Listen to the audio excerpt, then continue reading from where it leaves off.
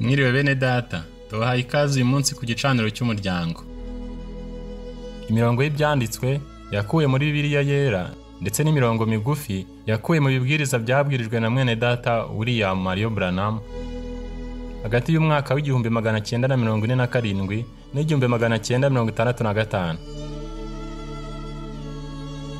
Mu gihe muri kumvira ijambo ry'Imana, turizera ko muri buhabwe umugisha.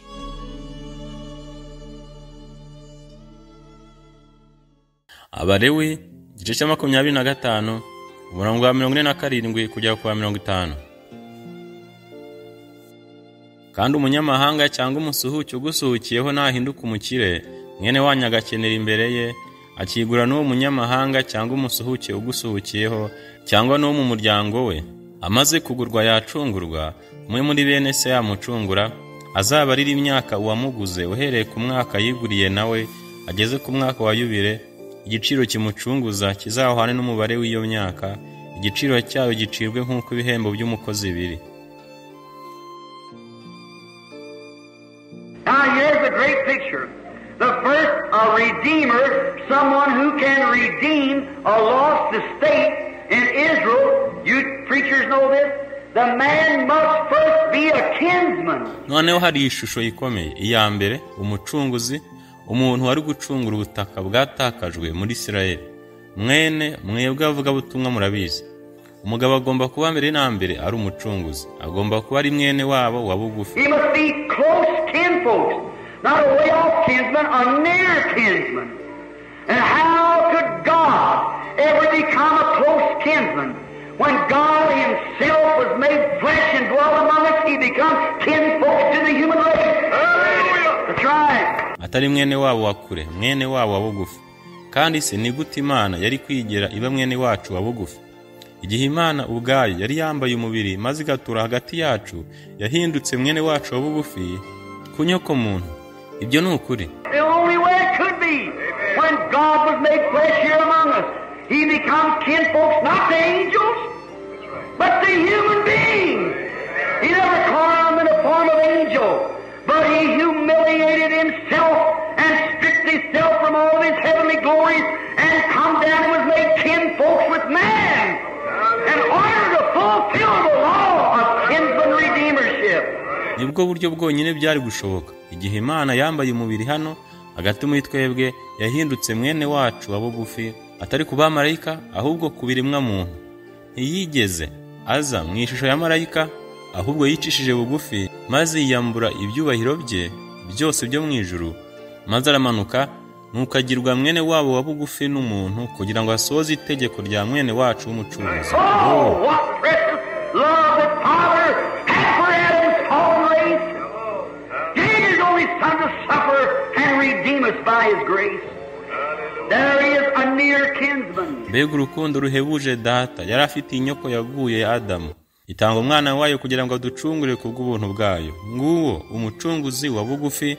God made flesh and dwelt among us, becoming kinfolks to the human being. A kinsman. The next he must be financially able to do it.